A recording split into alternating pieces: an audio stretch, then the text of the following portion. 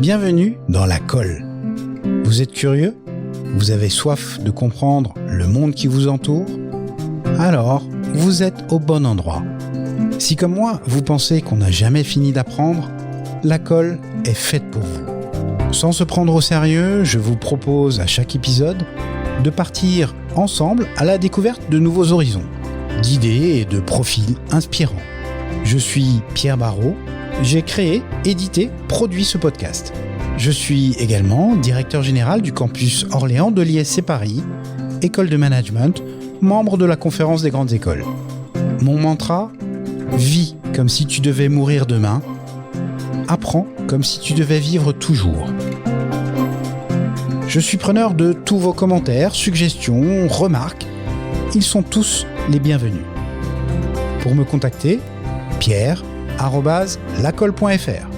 Et si vous aimez la colle, partagez-la avec tous vos amis. Diffusons le savoir. Allez, c'est parti. Bonne écoute.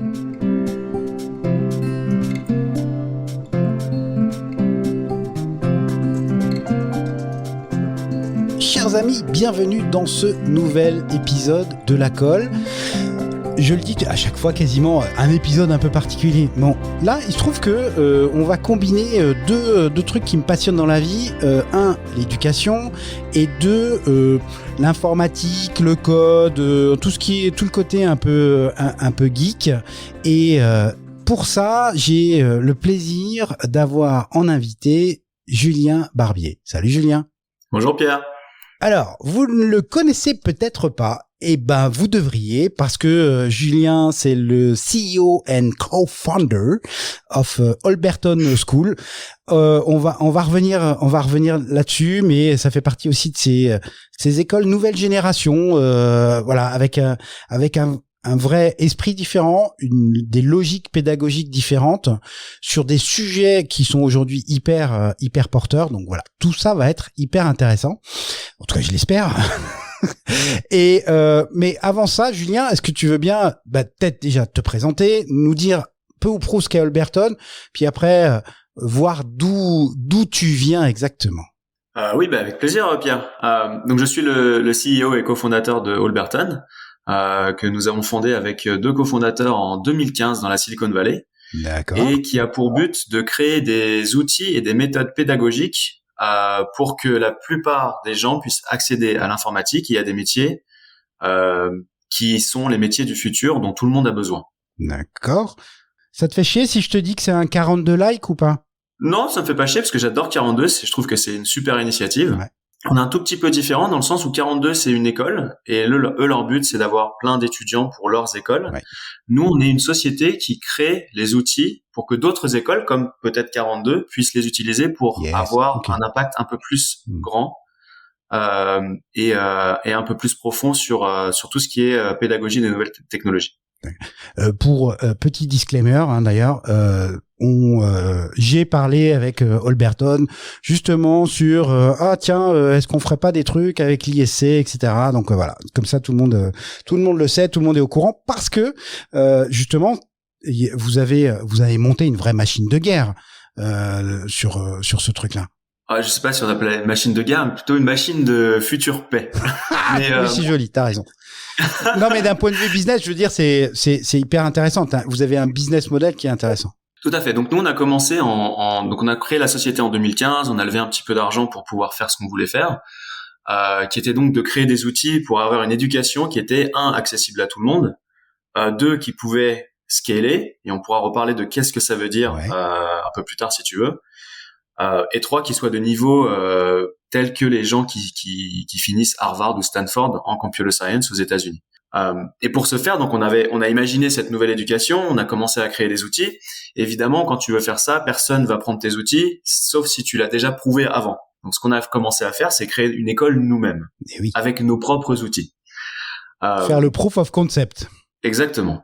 Donc on a commencé ça en janvier 2016. Et on a créé un programme à l'époque en 2 ans, qui est toujours maintenant en fait le programme Holberton School, qui est 9 mois, donc la première année de fondamentaux d'informatique, donc tout ce qui est les fondamentaux comme de tout computer science, à tous les niveaux de computer science qui sont nécessaires pour comprendre vraiment qu'est-ce que c'est un système dans sa globalité. Donc des trucs un peu chiants entre guillemets comme l'algorithmie avancée, on fait beaucoup de data structure, on fait des langages de programmation qui sont entre guillemets has-been, bien que maintenant comme le C ou l'assembleur qui sont en fait maintenant un petit peu plus utilisés qu'avant avec tout ce qui est embedded system. On a des gens qui travaillent chez Tesla, c'est du C, etc. Mais sans bibliothèque ou sans technologie de pointe, parce que ces technologies de pointe, en fait, elles changent tout le temps. Et la deuxième année, c'est l'année de spécialisation. Une fois qu'on a bien compris les fondamentaux et qu'on a une certaine façon de penser, on va étudier la spécialisation de son choix. Donc, machine learning, AR, VR, algorithmie poussée, blockchain, etc. Et web, évidemment. Le VR, virtual reality, pour ceux qui sont pas anglophones. Tout à fait. La clé, la spécialisation de fait d'Holberton et de l'éducation d'Holberton, c'est le apprendre à apprendre. Donc, on a créé une éducation qui est basée tout autour de ça. Et le computer science est un petit peu un prétexte pour appliquer cette façon d'apprendre. Ouais. Pourquoi c'est important aujourd'hui d'apprendre à apprendre ? Ça a toujours été important d'apprendre à apprendre et de savoir apprendre de façon correcte et rapide. Mais aujourd'hui, en fait, on rentre dans ce qu'on appelle la 4e révolution industrielle. Qu'est-ce que c'est ?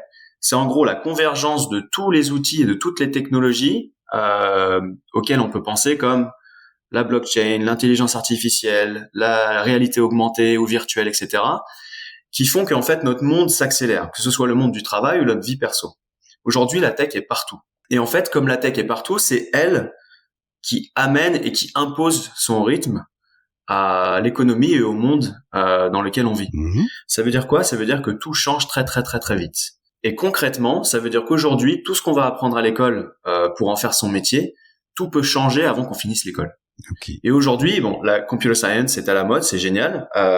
Les fondamentaux vont jamais changer. Et c'est pour ça que en fait, on travaille toute une année sur les fondamentaux et sur cette culture de apprendre à apprendre et de résoudre des problèmes. Et ensuite, on va plus proche du marché actuel avec la 2e année. Mais ces spécialisations-là, ou les nouvelles technologies qui sortent, ou le dernier framework JavaScript à la mode, dans 6 mois, dans 1 an, il est plus du tout à la mode, il est plus du tout utilisé. Donc, ce qui se passe, en gros, si on fait un step back, on se rend compte qu'en fait, personne ne sait quels vont être les métiers de demain. Personne. Par contre, on sait que quelque part, il y aura de plus en plus de tech. Donc voilà. Donc, apprendre à apprendre, c'est hyper important parce que les gens qui sont à l'école aujourd'hui vont devoir apprendre et réapprendre leur métier ou de nouveaux métiers constamment pendant leur carrière, ce qui n'était pas forcément le cas de nos parents ou de nos arrières. Ce qui fait que dans les gens que vous accompagnez ou que vous avez peut-être accompagné au tout début, justement sur le proof of concept aux États-Unis, il y avait des gens en reconversion autant que des gens qui sortaient, je sais pas, de l'équivalent du bac. Exactement. Donc on avait et on a toujours des gens qui viennent de milieux complètement différents, avec des niveaux complètement différents, avec des âges complètement différents. Donc on avait des gens qui sortaient du lycée, et puis on avait des gens qui étaient en complète reconversion. Et aujourd'hui, on a sur Holberton School, il faut être majeur pour pouvoir y aller. Mmh. Mais une fois on a des gens entre 18 et je crois que la personne la moins jeune qu'on avait devait être autour des 60 ans. D'accord. Et là on voit le mec qui sait vendre parce que c'est pas le plus vieux, c'est la moins jeune. Non, mais tu sais, ce qui est assez fascinant, c'est qu'en fait, les gens ont beaucoup d'a priori sur plein de choses. Quand on est jeune, on apprend plus vite que quand on est vieux. Ouais. En fait, quelque part, c'est vrai, mais il y a une grande part de motivation, d'intérêt, de discipline qui joue, et que certaines personnes qui sont un peu plus âgées que 18 ans ont beaucoup plus que des jeunes que des gens plus jeunes. Mais carrément. Et c'est intéressant parce qu'au final, on arrive au même résultat à partir du moment où les gens sont assez motivés pour travailler assez dur. Holberton, je dis assez dur parce que Holberton, c'est pas facile. C'est pas quelque chose où on y va comme à l'université, on travaille 3 heures par-ci, on révise un tout petit peu avant l'examen et c'est fini. Donc là, tu viens de me fâcher avec tous les universitaires qui écoutent la colle. Non, l'université, c'est pas facile. Non, c'est pas vrai. Non, mais alors moi j'ai fait l'université. Je dis pas que c'est facile. Ouais. Mais ce que je peux te dire, c'est que Holberton, c'est au minimum 3 fois plus dur que l'université. D'accord. Pour te donner Pourquoi, à une ton idée. avis? Alors pourquoi? Parce que en fait le programme il est hyper intensif parce que bon, on essaie quand même de former des gens sans background, donc on n'a aucun prérequis en informatique pour aller travailler sur des jobs d'ingénieurs de gens qui sortent de Stanford après 4 ans d'études. C'est chaud. D'accord? Donc déjà quelque part il y a une compression de tout ce savoir qui est fait sur 2 ans. Ouais. Et deux, il y a un niveau supplémentaire de challenge qui est cette nouvelle éducation que nous on apporte, qui est basée sur le projet et qui est basée tout autour de apprendre à apprendre, comme je l'ai dit. Ouais. C'est-à-dire que nous, nos projets, c'est pas il y a un cours, tu apprends par cœur et puis après, hop, c'est bon, t'as la réponse puisque t'as appris la réponse par cœur. Non, nous, nos projets, c'est voilà quelques liens sur Internet pour aller lire en fait ce dont tu vas avoir besoin pour résoudre ce problème. Mais voilà le problème. Tu te débrouilles, il faut que ce soit fini avant la fin de la journée. Okay. D'accord. Ouais. Et au début, en fait, on donne dans ces liens 99% du savoir nécessaire pour que la personne puisse résoudre le problème. Et puis ensuite 80, et ensuite 70, 60, 50, et puis à la fin plus rien. Et à la fin, t'as juste un lien vers Google. Vas-y, démerde-toi. D'accord. Ouais. Et donc exactement. Et donc le but, en fait, c'est que nos étudiants aient le moins besoin possible de nous. Ouais, puis d'en faire des gens immédiatement opérationnels. C'est aussi bête que ça. Exactement. Exactement, parce que la problématique de l'éducation classique, c'est que tu apprends par cœur la réponse et puis après on te donne le problème qui est l'examen et puis tu le recraches. Donc j'exagère un petit peu, hein, c'est pas exactement comme ça, mais globalement c'est ça. Mais quand tu arrives sur le monde du travail, c'est tiens voilà le problème, mais t'as pas appris la solution avant, tu sais pas comment ça marche. Donc il faut que tu apprennes à aller chercher l'information toi-même. Souvent il y a 2 choses en général: 1, l'internet, et 2, les gens avec qui tu travailles. Et c'est pour ça que cet environnement de peer learning est aussi hyper important, parce que les gens apprennent. Dans le apprendre à apprendre, il y a aussi apprendre à savoir poser les questions et apprendre à aller chercher le savoir partout où il est, que ce soit dans les livres, sur Internet, avec des gens. Et ce savoir-là, qui est partagé soit sur Internet, soit via la parole avec des gens, il n'est pas forcément complet, il n'est pas forcément juste non plus. Donc il faut aussi apprendre à filtrer ces informations. Oui. C'est pour ça que dans certains de nos projets, on met des liens vers des ressources qui ne sont pas complètes, ou même des liens vers des ressources qui sont fausses. C'est vicieux. Alors, on peut trouver ça vicieux, mais en fait non, on prépare les gens à la réalité du terrain. Avoir un esprit critique, tout simplement, sur ce qu'ils trouvent, quoi. Ouais.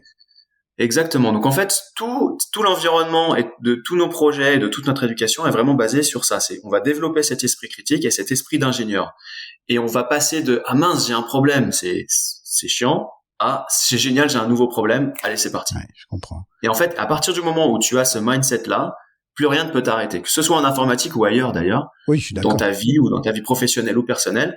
À partir du moment où tu es habitué à être constamment en dehors de ta zone de confort, plus rien ne peut t'arrêter. Et c'est le but de l'éducation Holberton à la base, le cœur de cette éducation. Alors ça marche si tu as des étudiants engagés volontaires. Tu vois, je prends juste mon exemple. Moi, à 45 ans, je me suis mis à apprendre le Swift parce que ça me faisait marrer et parce que j'avais envie de développer une app. Ok, très bien. Mais j'avais vraiment envie, ce qui fait que entre 2h et 3h du matin, j'étais en train de coder.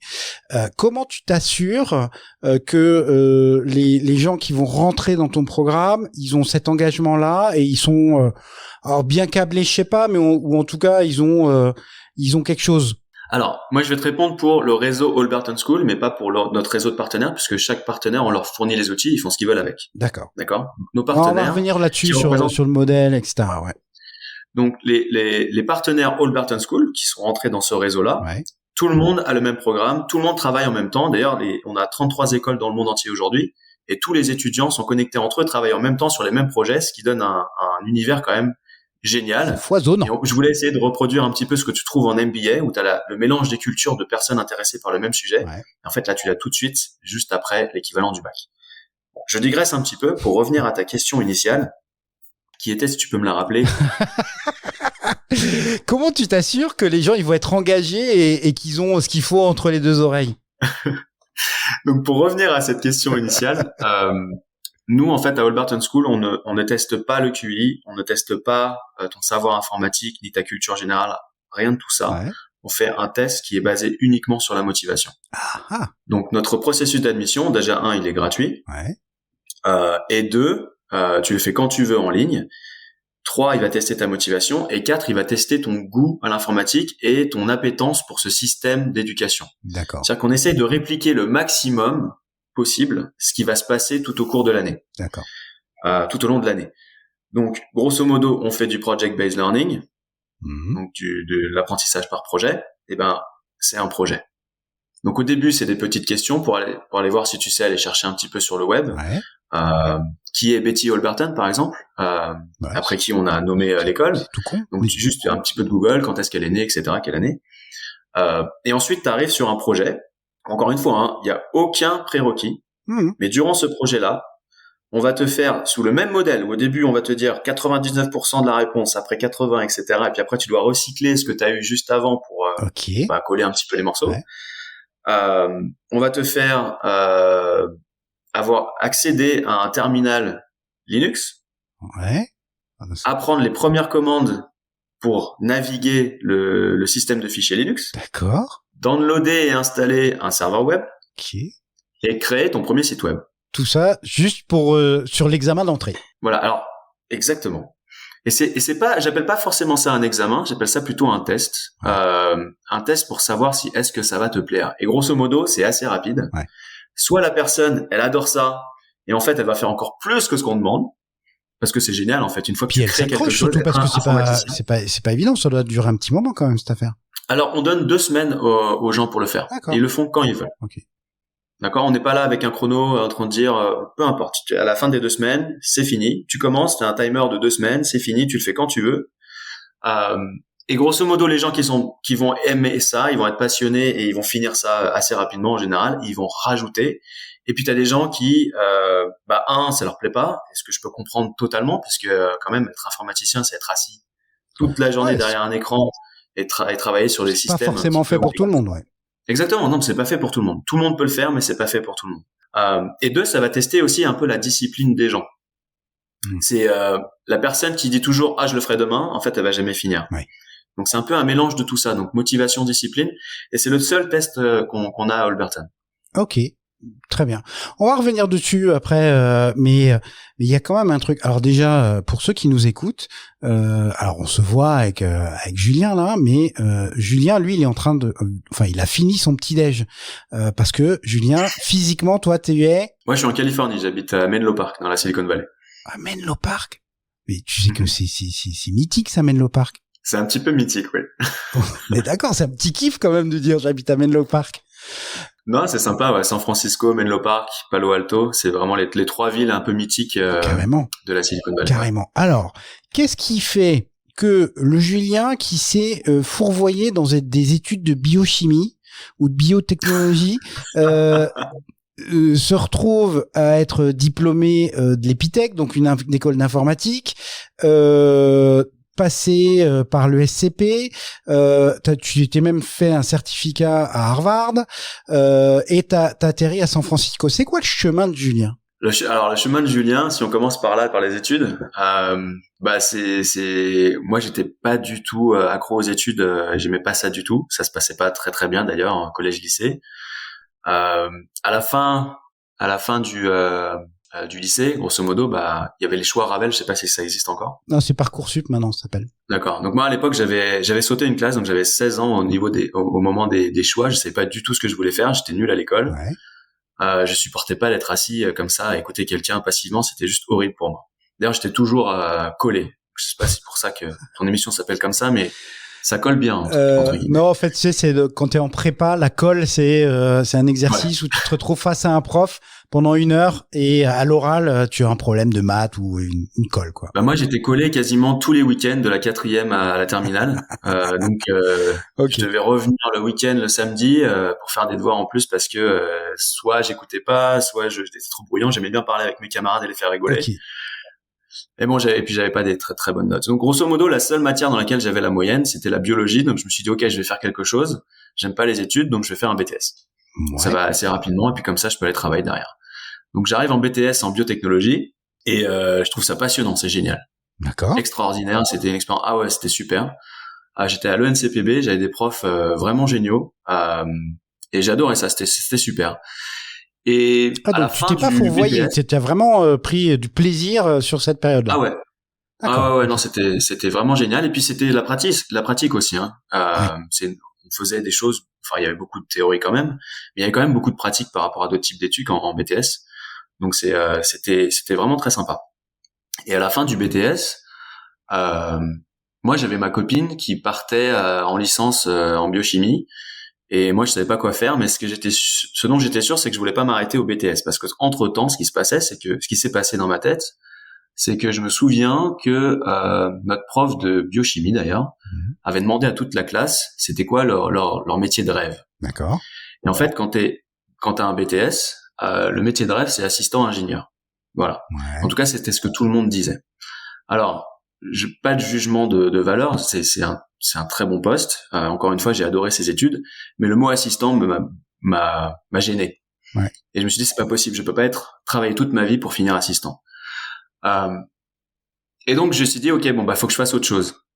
Ma copine partait en licence de biochimie, je savais pas quoi faire, je suis parti avec elle. Voilà. C'est aussi simple que ça. Ça tient un peu de choses des fois, hein, monsieur. Tout à fait. Et donc, je suis arrivé en licence de biochimie, où en plus, pour moi, l'université, c'était un monde incroyable où j'allais forcément me ramasser. Et je suis arrivé en licence de biochimie et je me suis rendu compte qu'au final, c'était pas si dur que ça. Ouais.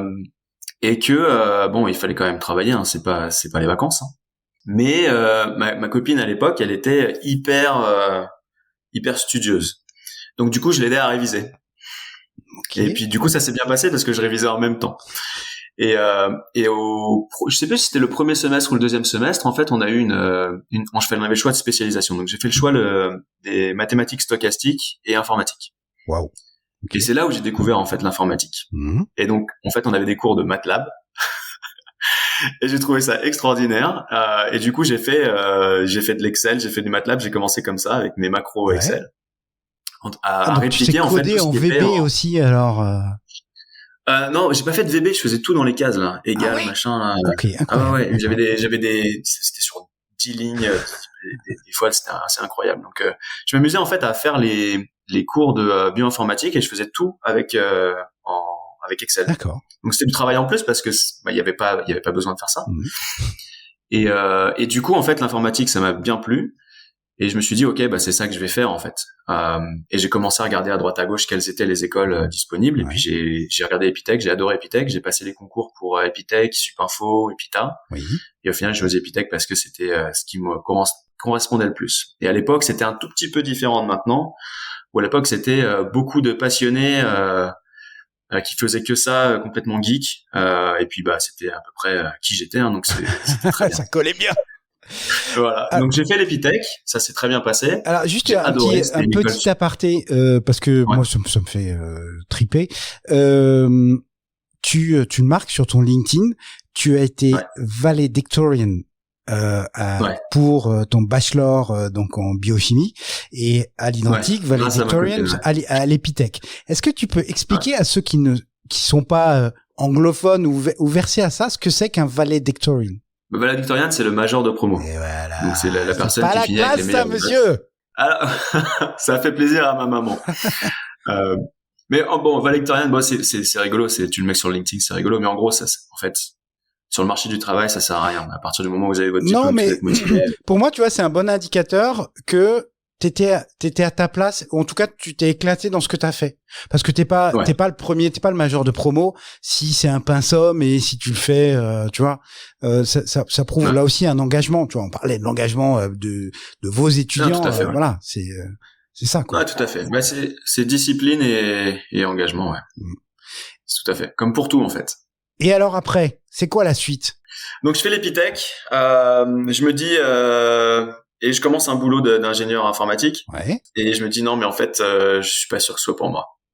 Donc voilà, donc j'ai fait 7 ans d'études, 8 ans d'études, et je me dis merde, est-ce que je suis vraiment à ma place? Et du coup, sur le côté, je fais sur les cours du soir, je fais l'EGE, l'école de guerre économique de Paris, du groupe SLSK. Ouais.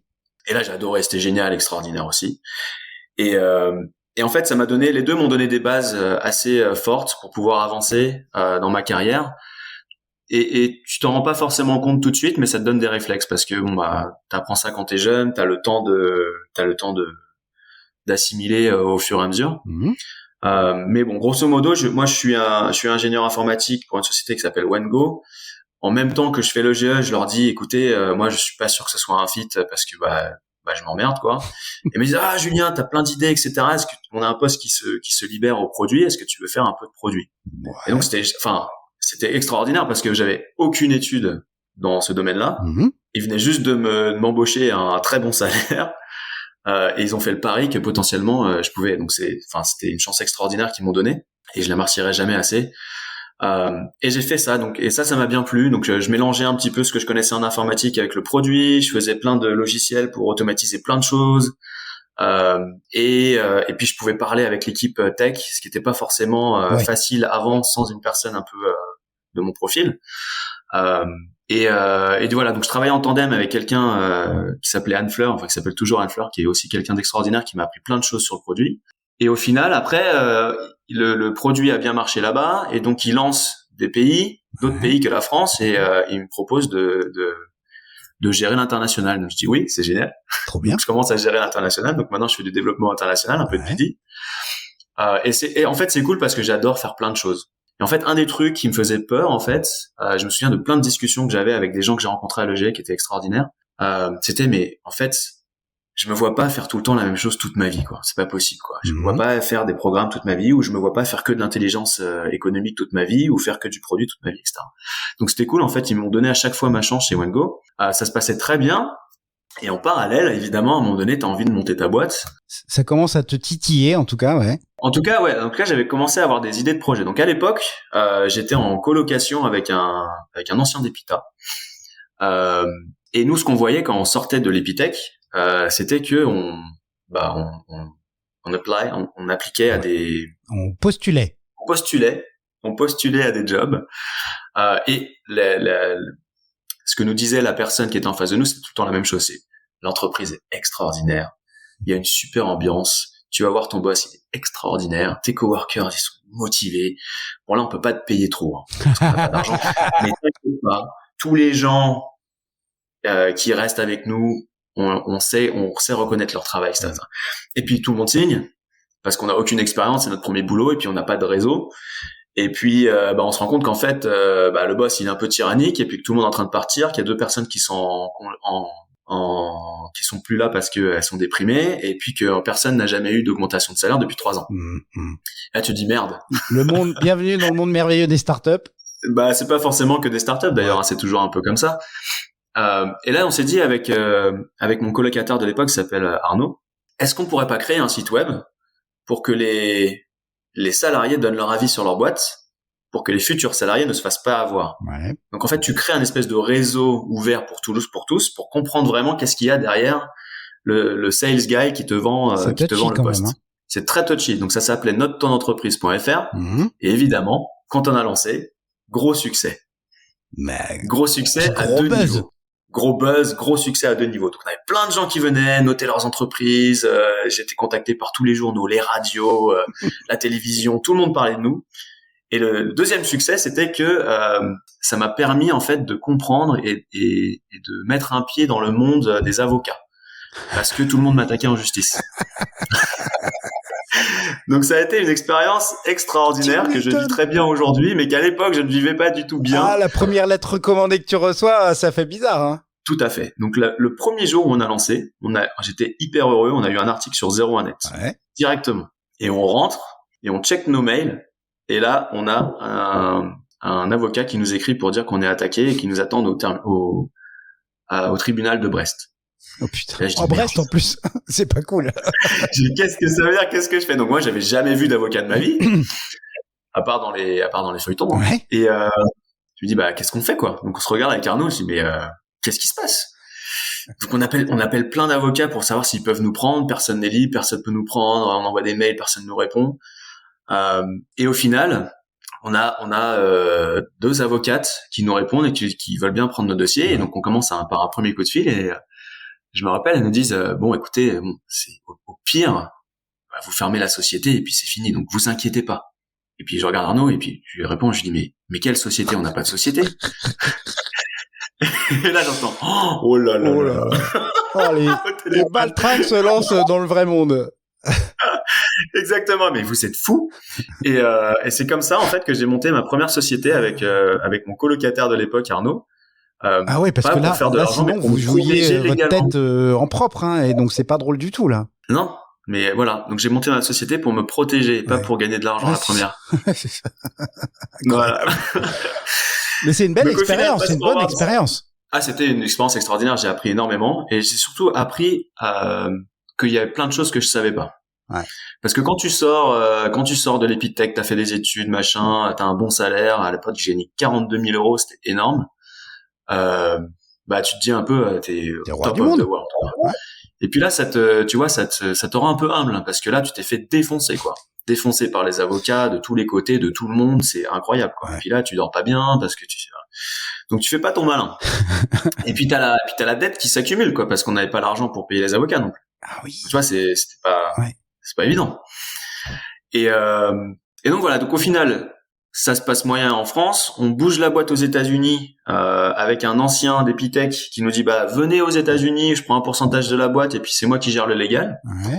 Et grosso modo, aux États-Unis, t'as le droit de parole, quoi, en fait. Donc ils prenaient les lettres d'avocats et ils mettaient à la poubelle. Et c'est comme ça qu'on a survécu un peu plus longtemps. Et au final, c'est comme ça que ton .fr, tu l'as transformé en .com. Surtout. Voilà. Pas con, c'est pas con. Et donc en fait, ça nous permettait de nous protéger nous, mais ça permettait aussi de protéger les utilisateurs. Ouais, je comprends. Parce que sinon, diffamation, machin, ceci, cela, et c'était compliqué. Donc tout était anonyme, mais à partir du moment où tu reçois une lettre du tribunal, t'es obligé de leur donner le nom, quoi. Et donc les deux avec Arnaud, vous partiez en Floride ou vous Non, on n'est pas parti. On est resté ici, on a créé la boîte là-bas. Ok. Et il y a du coup un troisième associé qui est rentré dans la société qui lui était en Floride. D'accord. Et donc évidemment c'est un deal, donc il prend un bout de la boîte et je lui dis OK, mais en échange, comme lui il faisait du e-commerce et qu'il avait fait fortune en e-commerce, je lui dis en échange, eh ben tu m'aides à monter mon premier truc e-commerce, on fait un truc ensemble. Il me dit OK. D'accord. Au final, pour finir sur notre entreprise, on est obligé de vendre parce que ma dette avocate, c'est trop gros. Ouais, ok. Et quand je dis trop gros, c'est pas des 100 000 $, mais à l'époque, c'était, je crois qu'on était à 10 000 €. Mais c'est trop gros pour toi. J'avais pas d'argent. Ouais. J'avais pas cet argent, quoi. Donc, on vend le site, très peu d'argent, mais grosso modo, on peut rembourser les avocats. Bon. Et on est content.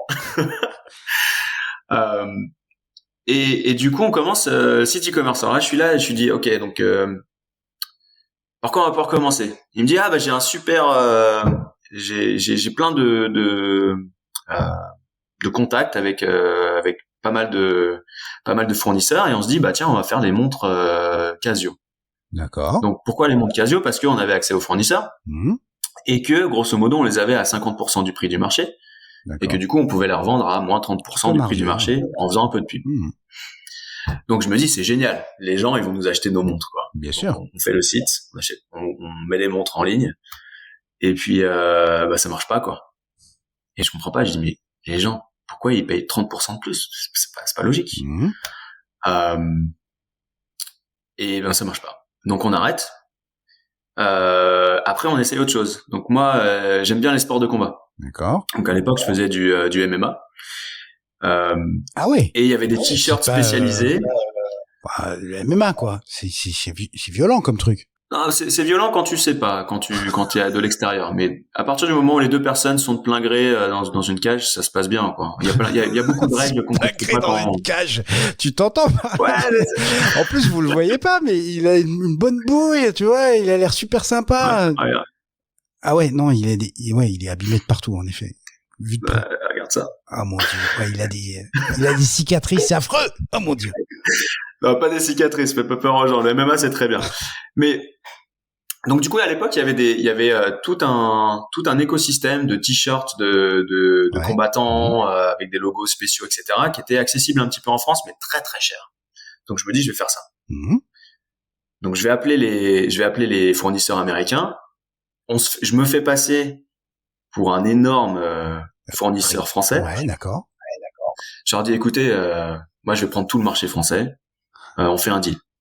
Et je faisais ça avec un copain qui s'appelle Florian. Et ils nous disent, bon, écoutez, on vous envoie quelques t-shirts et voyez ce que ça donne, quoi. Donc ils acceptent de nous vendre des t-shirts. Donc on le prend un minimum et puis après on les revend. Et ça ne marche pas. Donc là je me dis mais c'est pas possible, on les vend 50% moins cher que sur. Il y a comme un pattern là qui commence à se dessiner, hein. Pardon ? Il y a comme un pattern qui commence à se dessiner là. Comme un pattern. Et donc après, je me dis ok, moi, franchement, c'est pas possible, quoi. Je comprends pas. Allez, on essaie autre chose. Et donc là, on dit, il y a un énorme marché de piles. On va vendre des piles. Et donc on se dit, les AA, les AAA, tu sais, les LR6 et LR3, ça va cartonner. On les vend à moins 80%. Cool. On peut les avoir à moins 90, on va les vendre à moins 80%. Ça va être un truc de fou, ça va être la folie. On va faire fortune. Et donc on commence par. Donc alors, ce qu'il faut savoir, c'est que j'avais un budget à l'époque qui était complètement nul maintenant, parce que j'ai acheté les montres, je les ai pas vendues, j'ai acheté les t-shirts, je les ai pas vendus. Et donc j'ai 0. Donc qu'est-ce que je fais ? J'appelle le fournisseur, je lui dis envoie-moi la plaquette s'il te plaît. Donc il m'envoie sa plaquette avec toutes les références, et je mets toutes les références sur le site avec des photos, des machins, etc. Et en fait, on fait un peu de pub pour les LR3 et les LR6, et on en vend 0. Mais 0 quoi. Par contre, on vend plein de piles dont on n'a jamais entendu parler. Des CR2032, des CR2056, des CW, je sais pas quoi, des piles avec des formes très bizarres. Et là, ça commence à bien marcher. Je dis, oh, c'est fou. Donc, j'annule toutes les commandes parce que j'avais pas les piles. Et puis, du coup, j'achète ces piles-là et je recommence. Et en fait, ça a cartonné.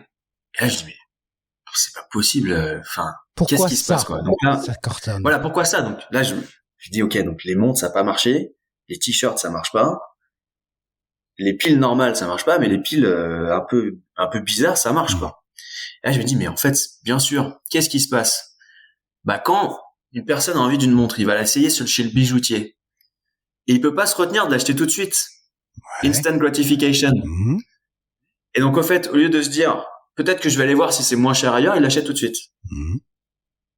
Les t-shirts, pareil, il l'essaye. Ah, je suis trop beau avec. Allez, c'est parti, on y va. Il veut pas attendre. Il faut qu'il attende la livraison, le machin. Disons que le discount que tu proposes est pas un élément de choix. Alors, je pense que c'est un élément de choix si tu l'as en face de toi à un même moment. Oui, voilà. À un moment donné. Mais quand tu peux porter le t-shirt que tu l'as sur toi, t'as pas envie de le remettre sur l'étagère et te dire, ok, je vais attendre une semaine, je vais essayer de voir si je le trouve moins cher. C'est un achat plaisir. Tout à fait. Et la montre, c'est pareil. Tu l'as autour de ton poignet et tu te dis, allez, on la prend. Allez, c'est parti. Et les piles, pareil. Les piles, les LR3 et les LR6, tu les prends en tête de gondole quand tu vas faire tes courses à Carrefour ou à Walmart. Mais par contre, les petites piles dont t'as besoin pour des choses, pas de la vie forcément de tous les jours, en fait, elles sont pas en tête de gondole. Tu les trouves pas facilement. Donc, qu'est-ce que tu fais? Tu prends la référence de la pile quand tu dois la changer, tu regardes et tu la tapes sur Internet tout de suite. C'est ton réflexe.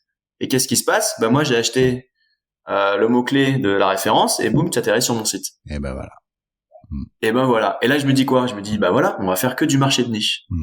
Et à partir de là, j'ai fait des stylos espions. J'ai fait tous les objets espions que tu pouvais trouver inimaginables. Donc, les boutons espions avec des caméras intégrées, des cravates avec des caméras intégrées, des casquettes.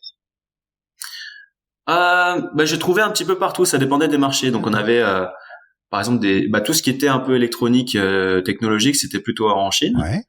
On a fait des produits de lissage brésiliens au Brésil, qui venaient du Brésil. Trop bien. On a fait des extensions de cheveux qui venaient d'Inde. Et on a fait plein de choses comme ça. J'ai fait des kits de conversion à Chine pour les voitures. De cheveux. C'est un truc improbable quand même.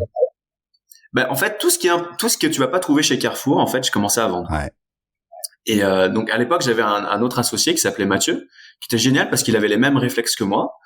Et on trouvait tous les deux dans la vie de tous les jours, tu regardes un petit peu autour de toi, tu te dis peut-être que ça peut marcher, quoi. Et puis après, on avait plein de frameworks pour savoir est-ce que ça allait marcher plus vite ou pas. On pouvait lancer des petits sites de test avec un tout petit peu de budget pour voir si ça marchait, ça marchait pas. On coupait si ça marchait pas. On regardait les marges, est-ce qu'on pouvait faire assez de marge par rapport à la pub Google qu'on va anticiper, etc., etc. Et c'est comme ça que j'ai créé la première société qui a marché après quand même pas mal de tests, quoi. Ça a galéré un petit peu, c'est vrai. Ça a galéré un petit peu. C'était pas overnight, Et au final, cette société-là, on l'a revendue. On a eu un acheteur anglais qui nous l'a racheté. D'accord. Et à l'époque, j'étais installé à Miami avec ma femme. Et Miami, ça plaisait pas trop à ma femme. Et moi, j'aimais bien, mais ma femme, moyen. Et puis, avec mon background d'ingénieur informatique, un de mes rêves, c'était aller à Disneyland de l'informatique en Silicon Valley. Donc, qu'est-ce qu'on fait avec deux amis à moi qui étaient dans l'e-commerce, à l'époque encore, et qui sont encore dans l'e-commerce d'ailleurs. Enfin, on part en Silicon Valley en voyage pendant, je sais pas, on a dû passer 4-5 jours, peut-être une semaine max. Et puis là, je rencontre des anciens d'Epitech, et puis des gens qu'on a complètement randomly contactés sur LinkedIn. Ouais. Avec des CEO, des ingénieurs, des designers, de tout, quoi, pour bien comprendre le système. Ouais. C'est un voyage d'études. Un espèce de voyage d'études, ouais, si tu veux, ouais, exactement. Et puis là, je rencontre des gens incroyables, ils sont tous passionnés, c'est génial, tout le monde a plein d'idées de start-up, de trucs, de machin, c'est extraordinaire. Je dis, waouh, incroyable, quoi. Et puis je rencontre un ancien collègue d'Epitech avec qui j'avais fait tous mes projets de fin d'études, qui s'appelle Solomon Hikes. Ouais. Et lui, il avait monté une boîte qui s'appelait .cloud. Donc .cloud, c'est un pass pour. Tu sais que je l'ai rencontré lui quand il était encore à Paris. Ouais. Et je me mords tous les jours de pas l'avoir financé à ce moment-là. Ouais, ça personne n'y croyait, personne ne pouvait savoir non plus, honnêtement. Parce que .cloud à l'époque ça marchait pas très bien, quand même, hein. Et au final, donc il me propose un poste pour gérer tout le marketing et la croissance de la boîte. Et je dis ok, allons-y, quoi. Donc je déménage avec ma femme, on arrive là-bas. Le temps de, tu vois, prendre un petit peu mes marques, je commence à gérer une petite équipe, etc. Ça commence à aller pas mal, beaucoup mieux. Et puis Salomon, il a une nouvelle idée. Cette nouvelle idée, c'est le Docker qu'on connaît d'aujourd'hui. Le truc qui va tout changer. Le truc qui va tout changer, toute l'industrie informatique. Ouais. Incroyable. Mais à l'époque, on savait pas. Mais il sentait qu'il y avait un truc. Et quand on parlait aux gens qui testaient, on savait qu'il y avait potentiellement quelque chose. Après, honnêtement, je pouvais pas imaginer que ça allait être aussi gros que ça. C'est énorme. Et du coup, j'arrive en octobre et en mars, on pivote sur Docker. Ouais. Donc réduction des effectifs, réduction des budgets, enfin c'était la folie. Et on recommence à zéro. Donc la société vaut zéro. Zéro, littéralement zéro, quoi. Après avoir fait un pic énorme avec justement .cloud. Donc un rebirth pour Salomon et pour la société. Et puis du coup, je gère le marketing, il faut que et la com, il faut que tout le monde connaisse Docker. Donc, comment on fait, quoi. Ouais. Donc je vais pas rentrer dans les détails parce que ça c'est encore une heure à lui tout seul, mais c'est con parce que c'est super intéressant, parce que sur toute la partie growth comme ça, d'autant après un pivot majeur.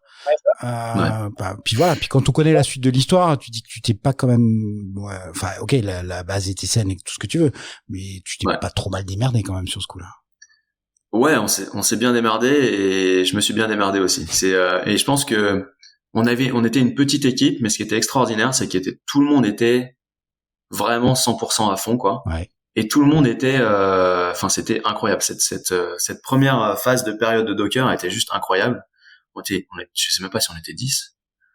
Et tout le monde était à fond, quoi. C'était la folie, quoi. On travaillait, mais comme des oufs, et on avait une croissance ça marchait, quoi. Et, c'était pas le succès du jour au lendemain qu'on peut croire, mais ça a été exponentiel assez rapidement quand même. Ouais. Et donc de $0 en 2013, on est passé en moins de 3 ans à plus d'1 milliard de valo, avec quasiment toutes les boîtes de la terre entière qui utilisent la technologie Docker. Ouais, c'est ça que, ceux qui sont pas trop versés dans ce milieu comprendront pas forcément, mais peut-être tu l'expliqueras beaucoup mieux que moi, mais en gros, ça a changé la façon de programmer quelque part un petit peu. Tout à fait. Ça a changé la façon de créer les logiciels et de les mettre en production. Ouais. Donc pour petit aparté, Docker, qu'est-ce que c'est ? On va faire un petit pas on the side pour regarder l'industrie du transport. Donc l'industrie du transport, avant, il y a quelques dizaines d'années, il y avait plein de formats différents de transport pour transporter des choses d'un point A à un point B. Donc, tu avais des sacs pour le riz, tu avais des tonneaux pour le vin, les voitures, tu les mettais directement sur le paquebot, les produits chimiques dans des barils. Et ça posait plein de problèmes. Donc, parce que chaque contenant était différent. Et puis il y avait des possibilités que le produit chimique il se déverse dans le vin sur le riz, c'était compliqué quoi. Ouais. Et puis pour décharger un bateau, il fallait des gens qui conduisent la voiture, il fallait des gens qui transportent les sacs, il fallait d'autres personnes qui roulent les tonneaux, et donc c'était des formats très différents, ça gênait beaucoup.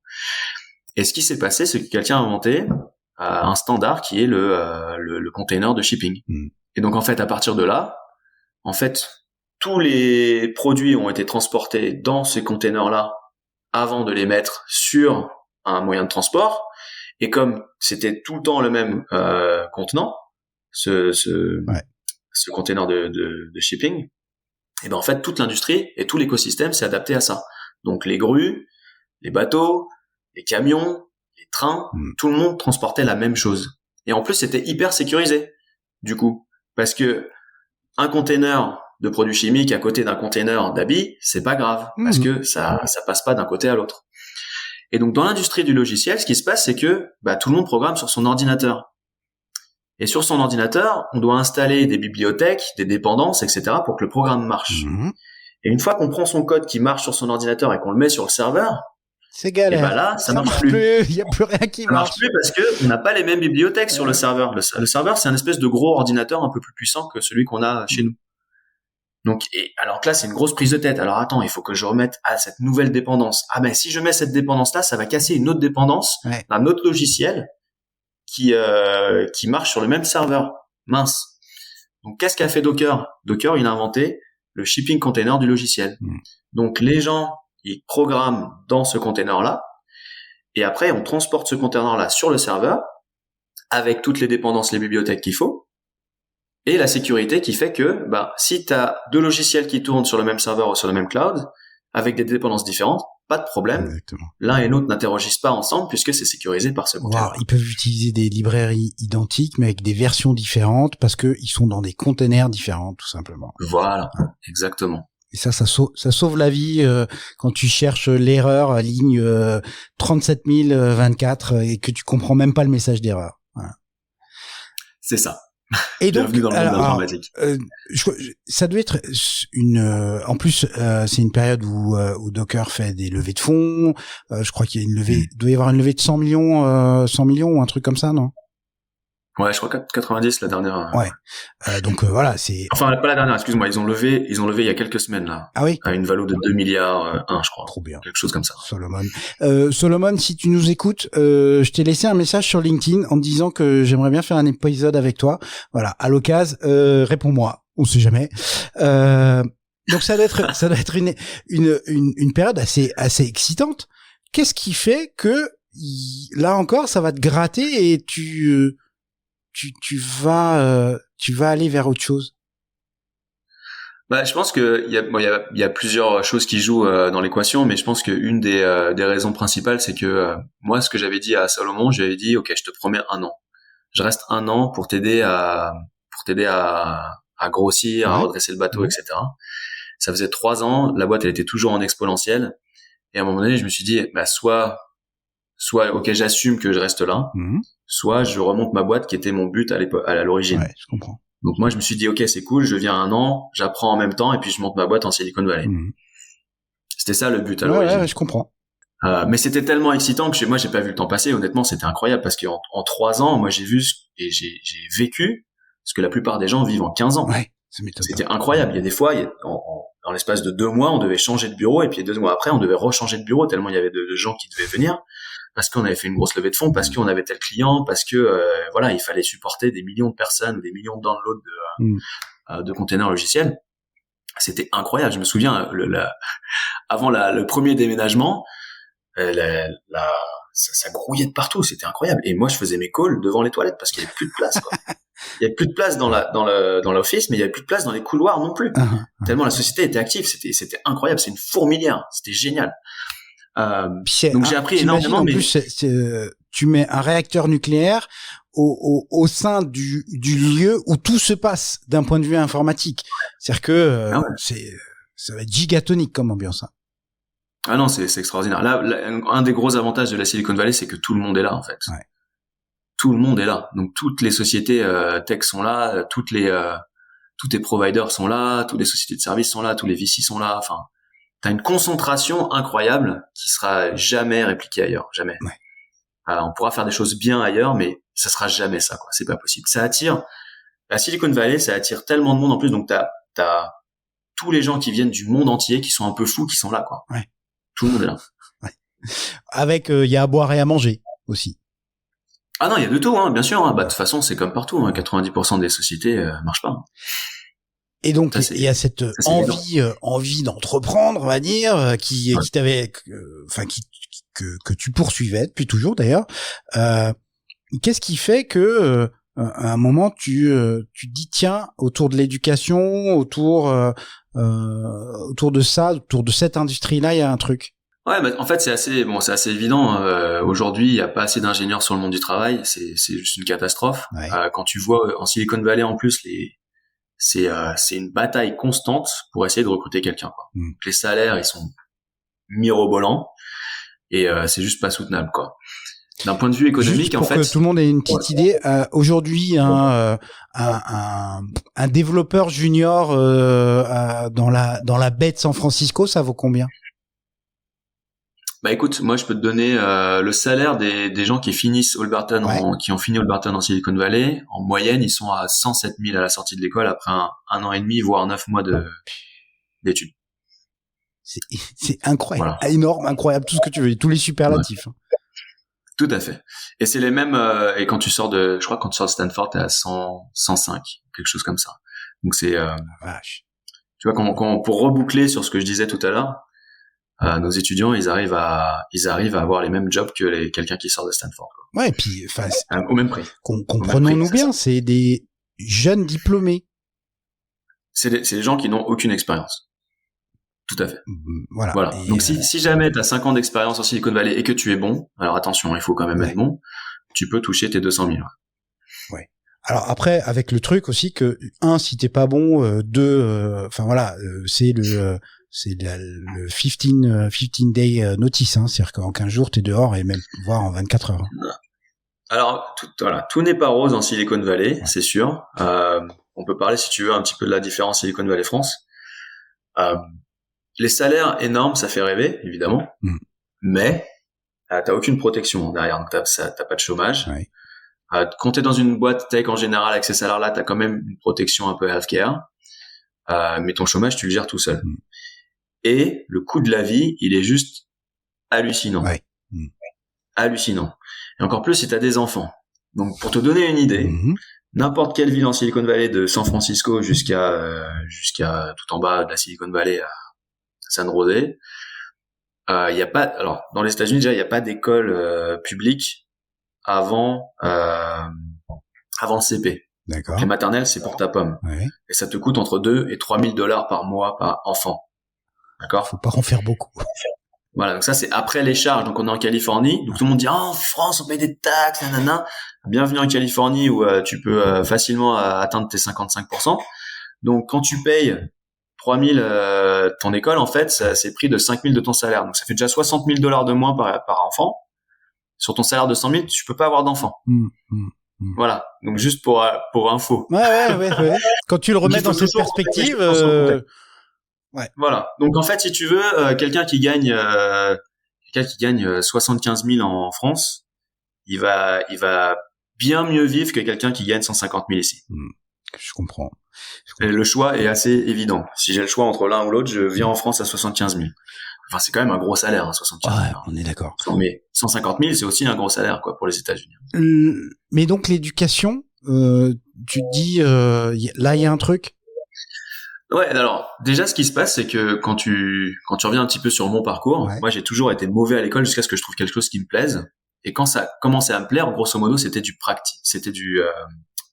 pratico-pratique. Du pratico-pratique. OK. Donc le BTS c'était beaucoup de pratico-pratique, Epitech c'était que ça. Et c'est vraiment là où je me suis le plus plu. Et Dezio, quand j'ai fini l'Epitech et j'ai eu mon premier salaire, qui était énorme, c'était plus que ce que gagnait ma mère à la fin de sa carrière.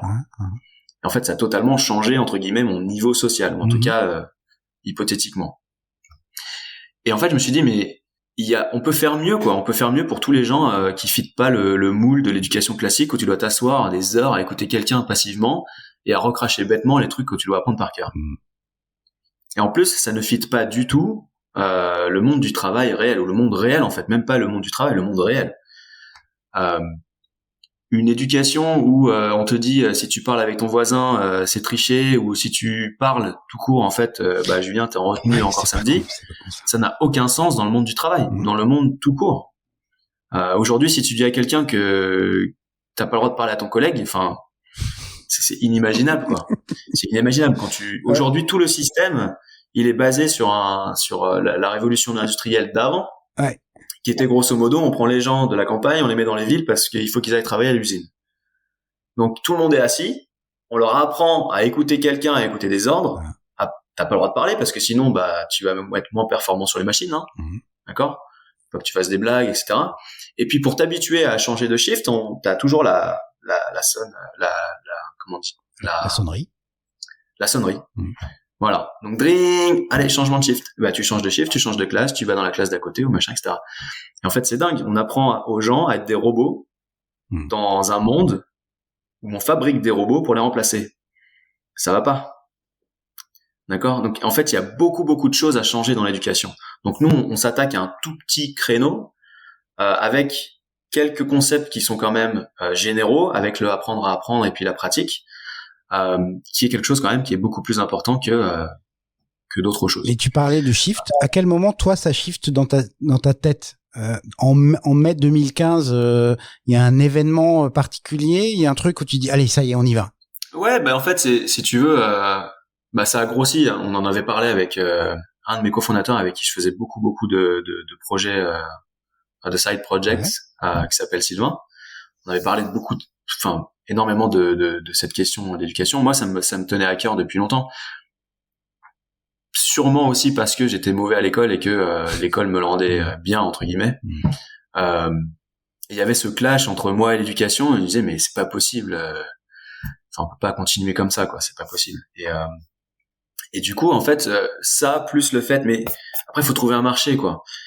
Et le fait qu'il y ait un réel besoin en informatique, ou en tout cas en ingénieur. Il y avait un appel d'air du marché, c'est clair. Voilà, exactement. Donc tu maries un peu les deux. Donc cette passion un peu pour l'éducation, de vouloir refaire les choses et de faire un petit peu quelque chose qui soit bien pour tout le monde et pas que pour un certain type de personnes. L'université, c'est bien pour certaines personnes. L'université, c'est pas nul, c'est bien pour certaines personnes.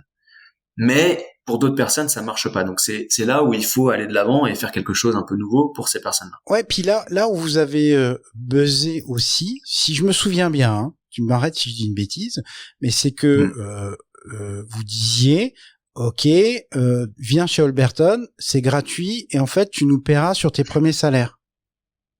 Voilà, tout à fait. Donc ça, c'est peut-être un peu un biais français où on se dit, nous, l'éducation doit être accessible à tous, ce qui n'est pas du tout le cas aux États-Unis. Oui. Aux États-Unis, tout est transactionnel, tout est business. L'éducation en fait partie, c'est un business incroyable. Et aux États-Unis, donc en plus de ces deux facettes dont je viens de vous parler, aux États-Unis, il y a une autre facette qui est les prix d'éducation, qui est une barrière énorme pour énormément de personnes. Tu t'endettes pour les 10-15 premières années de ta vie pro, quoi. Et ceux qui acceptent de s'endetter, ça dette certaines fois jusqu'à la fin de leur vie. Ouais. Donc il y a 1,3 ou 1,6 trillion dollars de dette, quoi. 1600 milliards de dollars de dette étudiante aujourd'hui. Ouais. Et ça croît, ça ne s'arrête jamais. Le prix de l'éducation n'a pas arrêté d'augmenter. Tout le monde dit que c'est à un moment, ça va être un problème majeur pour l'économie américaine d'ailleurs. Tout à fait, ouais, c'est possible, c'est très possible. Mais donc il y avait cette question d'accès là. Et ce qu'on a fait en fait, en plus de la qualité, en plus de la scalabilité, on avait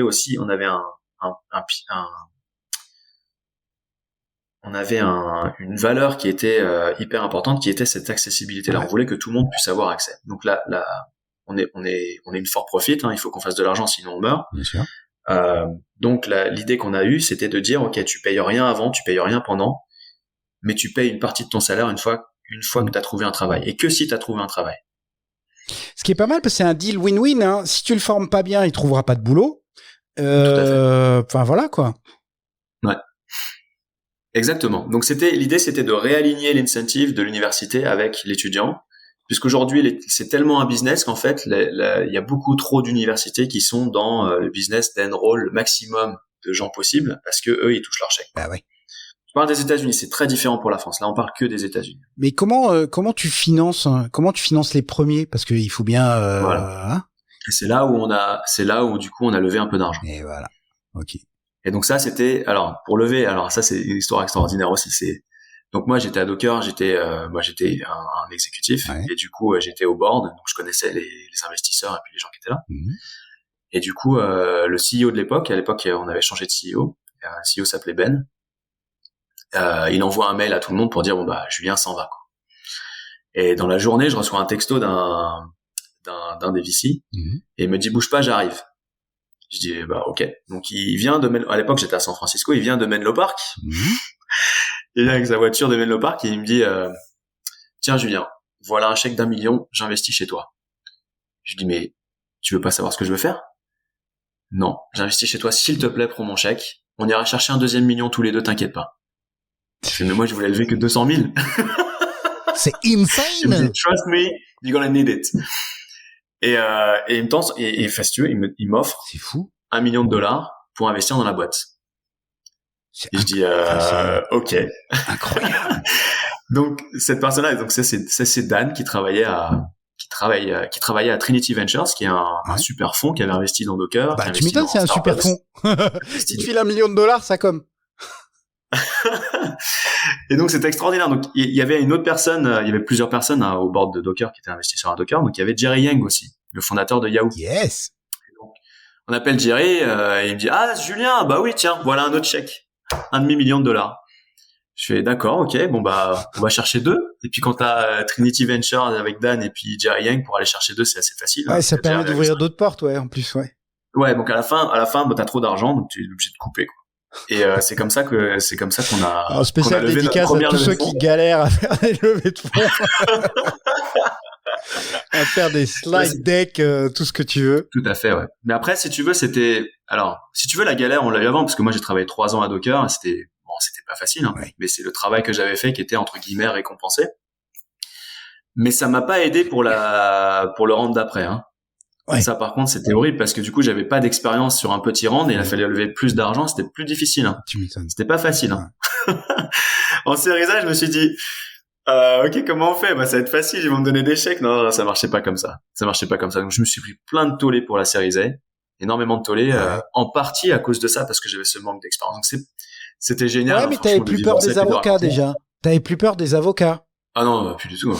Ah non. C'est en plus là, j'avais des avocats pour les bonnes choses. Ah, exactement. C'est plutôt cool. En fait, c'est intéressant parce que si tu veux, ta boîte et même toi, en fait, en tant qu'entrepreneur, tu peux pas savoir si t'es entrepreneur pour de vrai avant d'avoir des problèmes et savoir comment tu réagis. Et ça, je vois la différence entre certaines personnes. Il y a beaucoup de gens que j'essaie de coacher un petit peu ou qui me contactent pour avoir des conseils. Tu vois rapidement, en fait, qui est qui quand il y a des problèmes. Mais c'est même pas vrai que pour l'entrepreneuriat, c'est vrai pour les amis, c'est vrai pour tout le monde. Tu reconnais les gens que quand il y a des problèmes. Que ce soit des problèmes d'argent, des problèmes de business, tout. Là, tu vois vraiment qui sont les gens. C'est hyper intéressant. Et donc cette histoire, tu vois, dans toutes les histoires de mes aventures, j'ai toujours eu des problèmes. Et quand tu parles à n'importe quel entrepreneur, quand on fait les articles, etc., tout est beau, machin, etc. Mais en vrai, c'est comment tu passes d'un problème à un autre, en étant toujours la tête droite, avec le sourire, quoi. Combien de fois t'arrives à te relever? C'est combien de fois t'arrives à te relever, plutôt que combien de fois t'arrives à être au top. Ouais. C'est ça vraiment. C'est un bon message. Et j'espère que mes étudiants écoutent cet épisode parce que c'est la clé. Il y a une partie de résilience. C'est la clé du succès dans la vie en général. C'est accepter. De toute façon, tu vas te planter. C'est pas la question de. Enfin, tu vois, tu vas te planter. Okay. Exactement. Maintenant, qu'est-ce que tu fais avec cette défaite, ce qui est important. Ouais. C'est pas ce que tu fais avec la victoire. Enfin, si, un petit peu quand même. Mais c'est surtout ce que tu fais avec les défaites ou avec les problèmes. Ouais.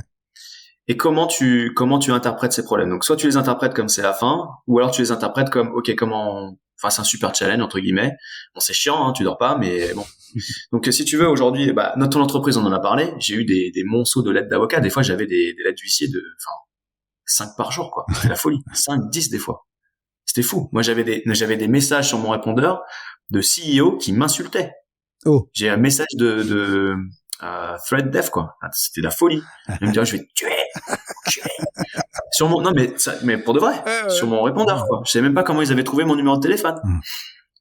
Ensuite, j'ai fait les sites de e-commerce.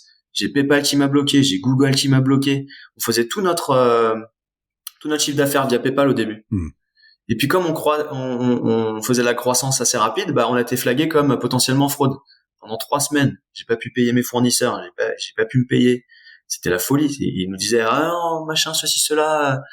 C'était incroyable. Il a fallu négocier avec les fournisseurs, etc. Ouais. Enfin, je pouvais arrêter le business. C'est une école de vie, ça, monsieur. Hein, c'est une école de vie. Ouais. Mais Google AdWords, à un moment donné, il nous bloque la boîte, quoi. Ouais. Et on sait pas pourquoi. Il nous disait, c'est fini, de toute façon, vous vendez des choses qui sont interdites. Je dis, comment ça, je vends des choses interdites, n'importe quoi. Ouais. Et je les appelle 1 fois, 2 fois, 3 fois. À la fin, ils me disent, OK, vous êtes sur blacklist, c'est fini, vous pouvez plus nous appeler. On faisait 100% de notre chiffre d'affaires sur Google. 100%. Du jour au lendemain, on est tombé à 0. Ouais. Plus rien, c'est fini, quoi. Ça, c'est les extensions de cheveux, ça, ils aiment pas. Mais c'était dingue. C'est-à-dire que Google peut tuer ta boîte. C'était incroyable. Ouais. Et la façon dont on a fait, on a essayé plein de choses. Et en fait, ce qu'on a réussi à faire, c'est que j'ai appelé la France, Google France, en leur disant, je suis désolé, je parle pas bien anglais, je pense qu'on s'est mal compris avec Google AdWords. Regardez, s'il vous plaît. Et ils nous disent, ouais, on voit rien, donc on va vous passer Google Irlande. Et Google Irlande nous dit, oui, ok, d'accord. Et ça nous a pris 3 semaines de stress absolu parce que tu viens de bouger en Floride, ton business, tout d'un coup, il fait 0, et puis t'as pas d'argent, on n'avait rien de côté. Hein. Donc c'était le gamble total, quoi. Et c'était, tu retournes chez toi, tu retournes chez tes parents, quoi, si ça marchait pas. Et puis, c'est pareil. À Docker, on a eu des merdes pas possibles. Holberton, pareil, des merdes pas possibles. On a été en procès avec l'État de Californie, monsieur. Attention. Quand tu reçois la lettre. Parce que à cette époque-là, ça devait être Schwarzenegger en plus le. Non. Non, c'était il y a très longtemps, Schwarzenegger.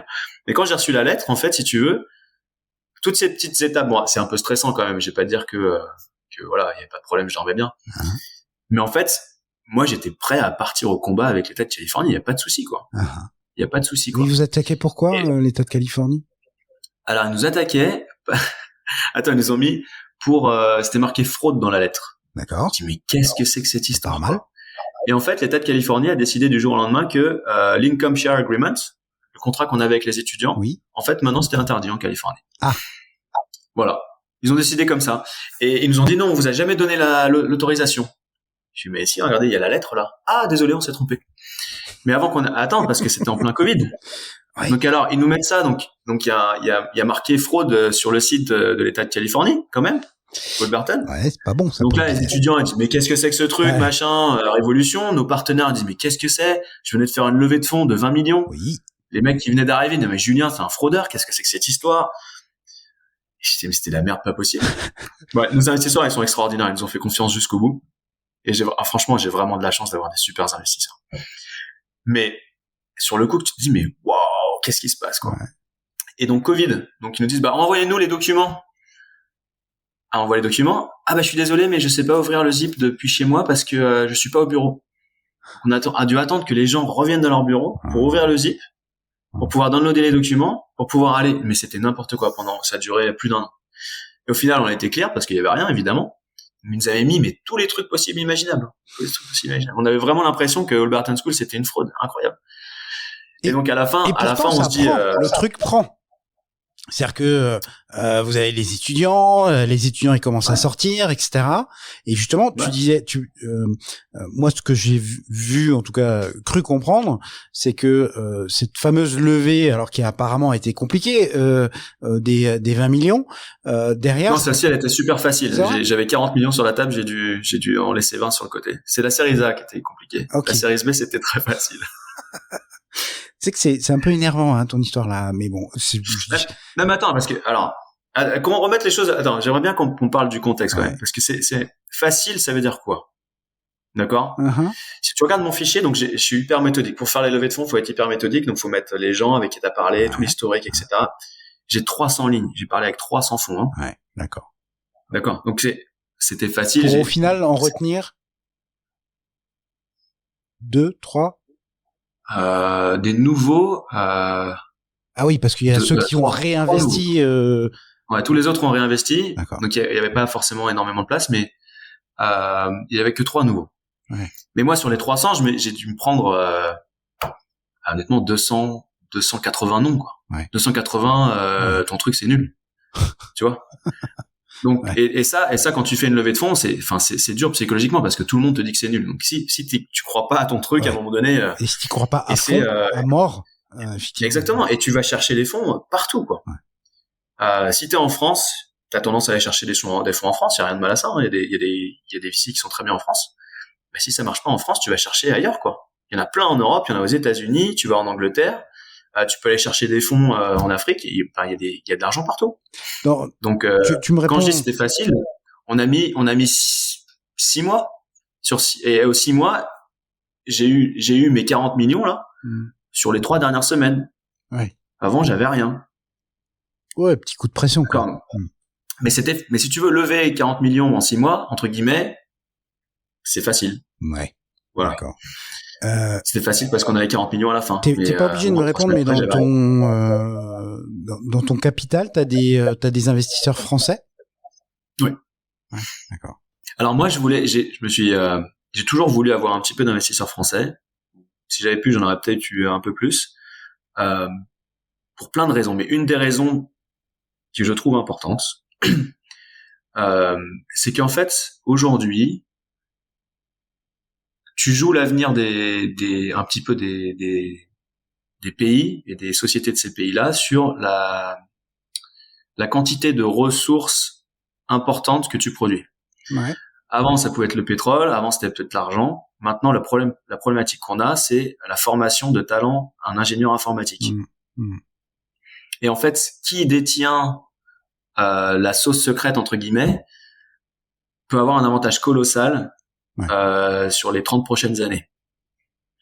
Parce que si ton pays il arrive à fournir assez d'ingénieurs informaticiens, voire plus, je parle pas de n'importe quel niveau, mais un niveau assez élevé, bah tu gagnes en fait. Ouais.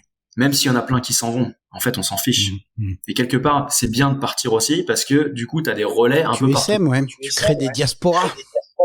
Exactement, mais tout à fait. Donc c'est génial en fait qu'il y ait des talents qui sortent de la France, et c'est extrêmement important pour la France parce que sinon on n'a pas tous ces contacts. Moi je suis aux États-Unis, j'aide mais constamment des gens qui viennent me voir, qui ont besoin de compréhension de la Silicon Valley en général, qui ont besoin d'intro à des VC, qui ont besoin d'intro à des entrepreneurs, d'intro à des fournisseurs, mais constamment, je n'arrête pas.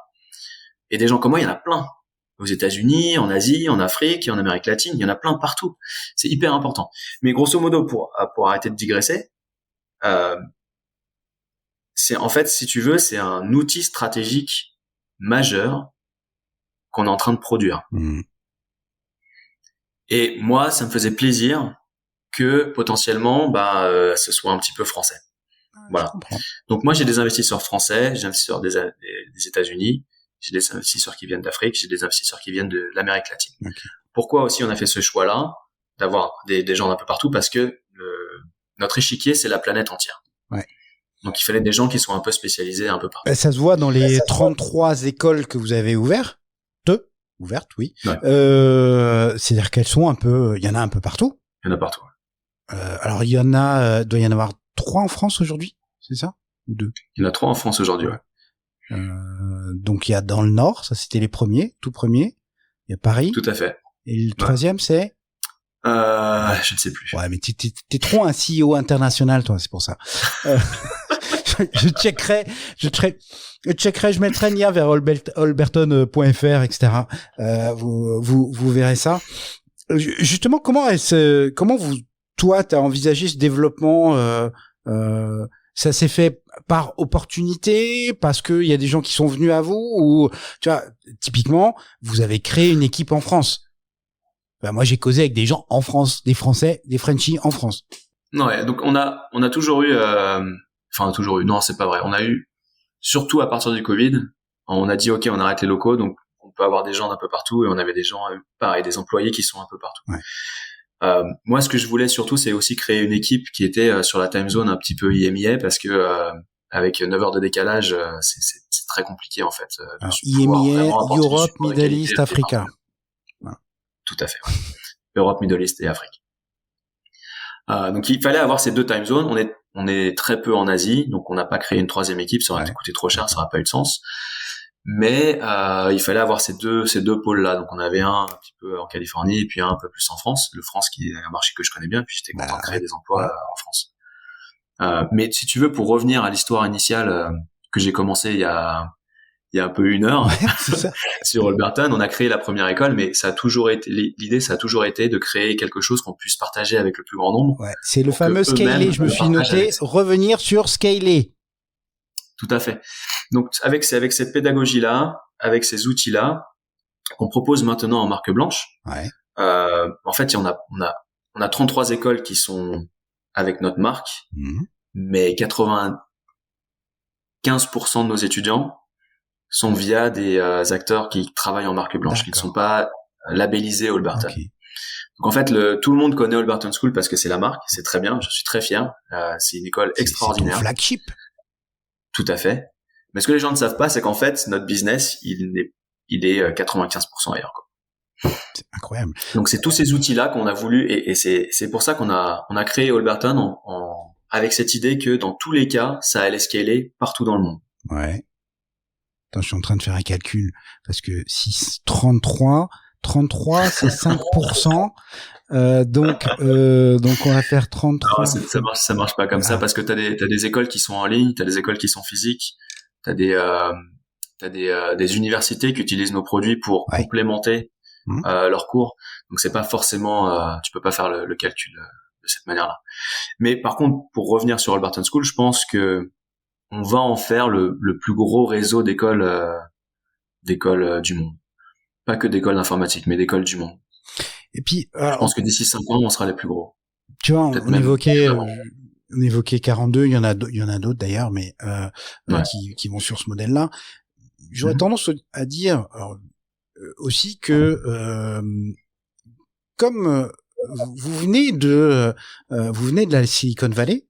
Enfin, il y a, tu vois, on parle de street cred, c'est-à-dire que vous êtes hyper crédible. C'est vrai.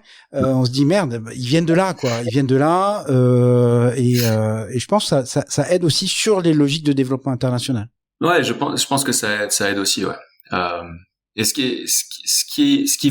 qui fait en sorte que en fait ces deux écoles-là en fait grandissent en même temps, c'est que ce qui est intéressant, c'est qu'on n'a pas du tout les mêmes en fait les mêmes approches. Donc aujourd'hui, tout le monde te dit ah bah oui, c'est du peer learning, donc c'est la même chose parce qu'en fait, il y a 2 écoles qui font ça, 3 écoles, Epitech en fait aussi beaucoup. Ouais. Et donc en fait, ces 3 écoles, c'est les mêmes. Mais c'est comme si tu disais en fait que Stanford, c'est la même chose que l'université paumée au milieu du Midwest. Parce que ils ont des amphis et puis des profs. Ouais. En fait, c'est pas du tout les mêmes écoles. Mais comme aujourd'hui, c'est quelque chose de très nouveau, on se dit bon bah 42, c'est la même chose qu'Holberton, c'est la même chose qu'Epitech, grosso modo, c'est la même chose. En fait, pas du tout. Donc pour te donner un exemple, par exemple, la pédagogie par projet qu'on partage dans les 3 écoles, elle n'est pas du tout exécutée de la même manière. Donc par exemple à 42, pour chaque projet, tu as une vidéo qui t'explique le concept du jour dont tu vas avoir besoin pour faire le projet, avec des petits exemples qui vont t'aider à démarrer le projet. Très bien, c'est une façon d'approcher. Nous, on n'a pas de cours du tout. Nous, on est que sur le apprendre à apprendre.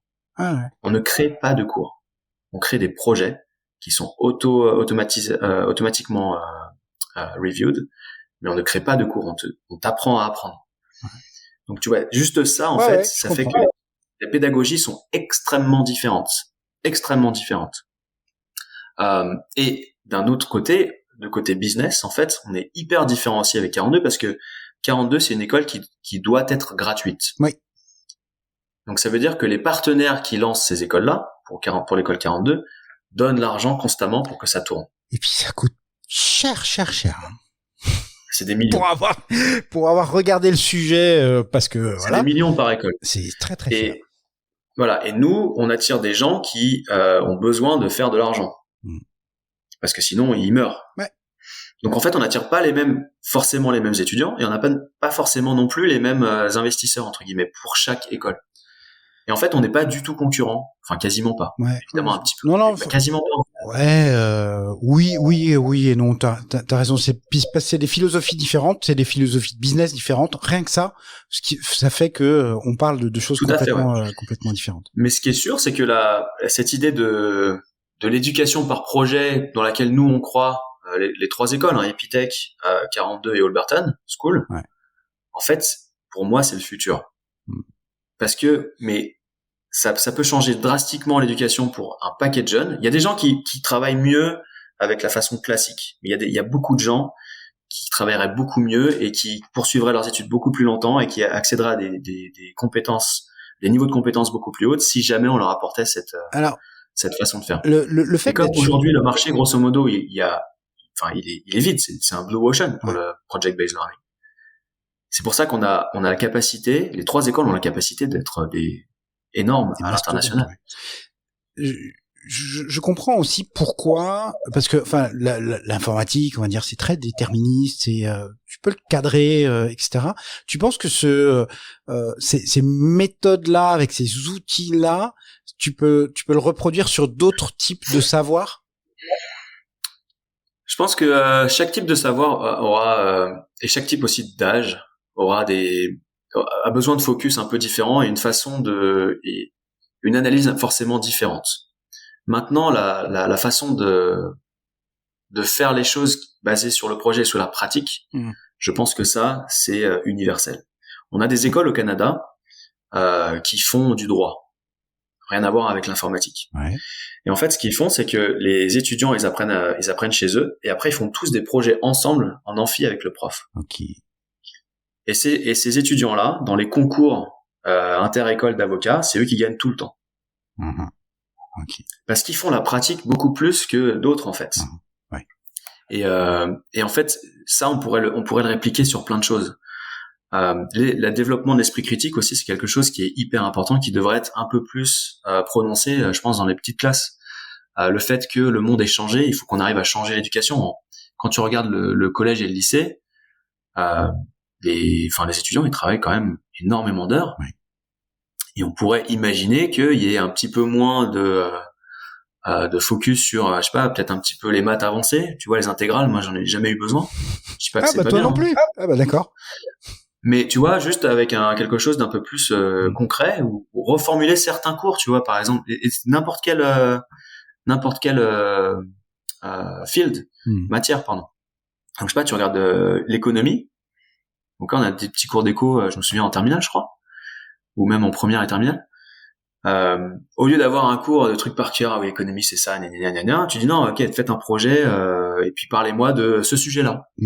Et puis après, t'as peut-être qui font ça par projet, par 2, par 3. Donc déjà, t'apprends à travailler en groupe. T'as toujours celui qui en fait 80% et puis les deux autres qui en font 20 ou l'inverse. Ouais, mais bon, la vie c'est injuste. Ben voilà, t'apprends ça déjà, c'est bien. Mais ça se passe comme ça partout en fait. Donc c'est soit tu vois. Donc à un moment donné, il faut accepter les choses telles qu'elles sont et puis après tu agis en fonction de ça. Ça c'est encore. J'ai pas envie de digresser encore, mais donc tu fais ce projet-là, donc tu le montres devant tout le monde. Et puis le prof, en général, il sait quand même plus de choses que l'étudiant en général. Et il est là justement pour coacher les choses. Donc mais pourquoi tu penses que c'est ça en fait? Ah bah oui, j'ai lu sur Wikipédia. Ok. Donc c'est super, t'es en 6e, tu dis Wikipédia, comme beaucoup de gens, même les adultes, c'est une référence absolue.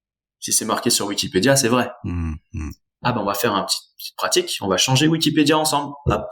Voilà. Alors maintenant, est-ce que tu penses vraiment que ton exposé, il est 100% correct? Ah merde.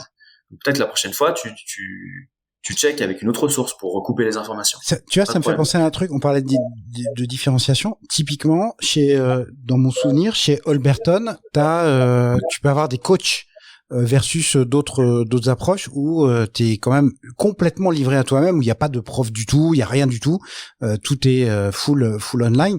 Là, par exemple, je sais que vous faites un truc qui est Il y a des software engineers sur tous les campus. Ouais, c'est ça. Et avec un truc que moi j'aurais bien aimé voir pour le coup, c'était un cours de codage en ligne où le gars, enfin le prof, il est online avec les élèves qui suivent et il est en train de coder le truc. Tout à fait.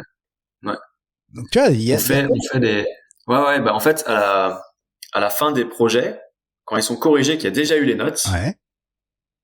Là, de temps en temps, pas tout le temps, parce qu'il y en a des centaines de projets, on fait ce qu'on appelle un live coding session, et puis on le fait avec les étudiants. Ouais, et j'en ai fait plein, et franchement, c'est formidable en plus. Ouais, et puis ça, justement, ça crée de l'interaction.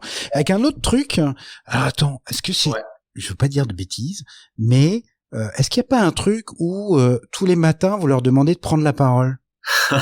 Tous les jours. Tous les jours en général, donc les campus choisissent, mais en général, c'est à midi. D'accord. Mais attends, parce que moi je suis aussi là pour dire tout le bien que je pense de ça, mais c'est hyper important et d'autant plus sur ces profils-là d'avoir des gens qui sont en capacité de prendre la parole. Tu vois, on a toujours l'image du geek avec ses grosses lunettes enfermé ou de l'ingénieur informatique en sandales et avec sa barbe.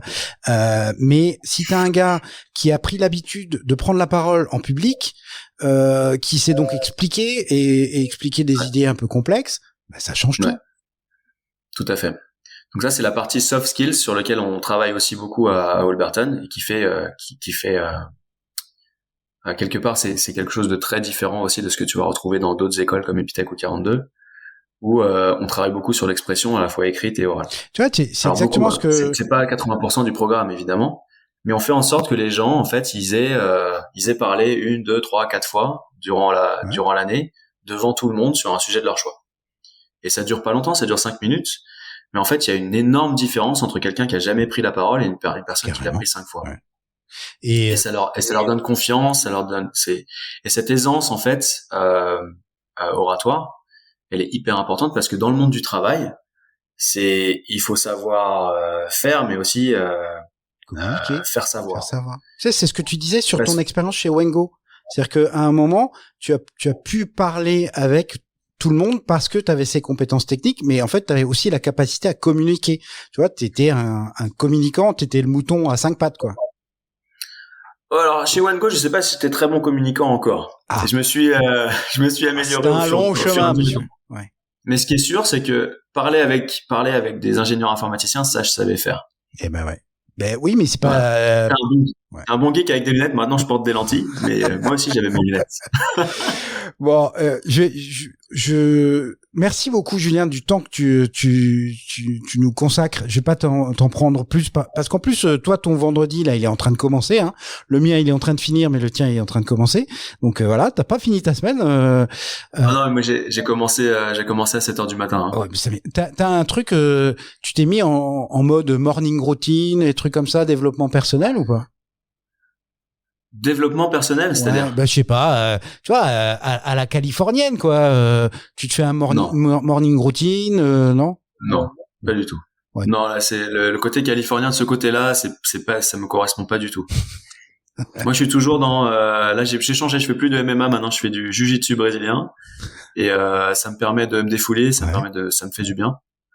À part ça, moi, j'ai 2 enfants, donc ça me prend aussi beaucoup de temps. Ouais, ça calme ça tout de suite. Sinon, je travaille énormément. Hein. Ouais. On travaille beaucoup.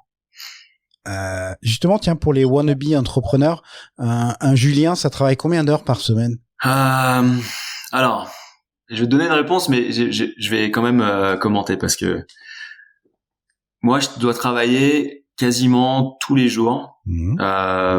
La semaine, au moins, je pense, 10 heures. Ouais. Et le week-end, je dois travailler au minimum 2 heures par jour. D'accord. Voilà. Voilà. Maintenant, en fait, chaque contexte est différent. Je travaillais beaucoup plus avant et j'espère travailler moins plus tard. Pourquoi? Parce que, en fait, si tu veux, moi, ça fait 7 ans quand même que je fais Wolverton. Ouais. Au début, de toute façon, t'as pas le choix, sinon ta société meurt. Il faut que tu sois l'équivalent de 10 hommes, parce que sinon, 10 femmes, parce que sinon, ça marche pas. C'est toi qui portes toute la boîte jusqu'à ce que t'aies au moins minimum 10 salariés. Aujourd'hui, on est 11, donc ça tombe bien, tu vois. Mazel tov. Mais en fait, si tu veux, le sprint et le travail 12 heures par jour toute la semaine, c'est pas possible, quoi. Tu peux pas faire ça toute ta vie. Ouais. Déjà, à un moment donné, tu vas cramer. Et c'est cette histoire de cramer, ça arrive à plein d'entrepreneurs. Beaucoup plus que ce qu'on en entend parler, hein. C'est hyper fréquent. Et deux, en fait, à un moment donné, il faut aussi savoir pourquoi tu travailles. Et ça, c'est bon, ça vient aussi un petit peu avec l'expérience et la maturité, mais moi, j'ai 41 ans. Si je continue à faire 12 heures par jour, je vois plus mes enfants, je vois plus ma femme, je fais plus rien de ma vie et je suis un robot. Et si tu veux, ça va parce qu'à un moment donné, il faut que tu sacrifies quelque chose. T'es obligé de sacrifier un petit peu de ta vie et de ton temps quand tu montes une boîte. T'auras pas le choix. Dans 95% des cas, il y a des gens qui sont un peu chanceux, mais la plupart du temps, c'est comme ça. Si tu fais ça toute ta vie, ça a aucun sens. Donc il faut qu'à un moment donné, t'aies du sens et il faut te dire que à un moment donné, il y aura toujours une excuse pour travailler 2 heures de plus, toujours. Mais à un moment donné, il faut t'arrêter. Ouais. Mais voilà. Donc ça, c'est pour ceux qui travaillent trop. Pour ceux qui travaillent pas et qui pensent que je vais monter une entreprise parce que comme ça, je pourrais faire ce que je veux, je vais avoir des journées flexibles. Non. Toujours est-il qu'Holberton reste une des fast companies à suivre. Alors, passage obligé, les 7 dernières questions, Julien. Déjà, avant les 7 dernières questions, si on veut te contacter, c'est quoi le mieux? LinkedIn? C'est compliqué parce que j'ai plein de messages sur LinkedIn, mais LinkedIn avec un message qui a du sens, en général, ça marche. Okay. Sinon, j'ai Twitter et sinon, j'ai mon mail, julien@holberton.us. Voilà. Si vous avez tenu 1h30 minutes, vous avez son adresse mail. Exactement, c'est la récompense. Non, mais très sérieux, je mets jamais ça dans la description de l'épisode ou quoi que ce soit. C'est comme ça, c'est surprise pour ceux qui écoutent. Alors, dis-nous, quel est ton mot préféré? Happiness? Bonheur? Ouais, bonheur, ok, c'est joli, c'est mignon, c'est un peu Miss France, mais c'est beau. Je prends. Le mot que tu détestes? Pas possible. Pas possible. Impossible. Ouais. Un grand truc d'entrepreneur, ça, ouais. Mais tout est possible, en fait. Alors, je peux pas te laisser partir sans une phrase de Xavier Dolan. Je la répète à mes étudiants et moi j'y crois à fond. Il a reçu un prix à Cannes. Alors, désolé pour les auditeurs de la colle qui là aussi le réécoutent pour la 10e fois, mais bon. Il a eu cette phrase, il venait d'avoir 19 ans ou un truc comme ça. Je pense que tout est possible à qui rêve, ose, travaille et n'abandonne jamais. Je pense que tout est possible à qui rêve, ose, travaille et n'abandonne jamais. Eh ben, moi, j'en suis également persuadé. 100%. Désolé pour cette digression. Le son ou le bruit que tu aimes? Le bruit de l'eau qui coule, j'aime bien. Ok. Le son ou le bruit que tu détestes? La craie sur le tableau. Ouais, puis en plus, comme l'école, c'était pas ton kiff premier, on va dire. C'est dans le thème. Ton juron, gros mot ou blasphème favori? Dans la langue que tu veux. Fuck. Ouais, ok. C'est ton côté américain, ça, voilà. Ok. C'est classique. Hein. C'est classique. La citation que tu aurais aimé avoir prononcée? Celle que tu viens de donner, j'aurais bien aimé l'avoir prononcée. Oh putain, c'est trop facile ça, jeune homme. Ok, je prends.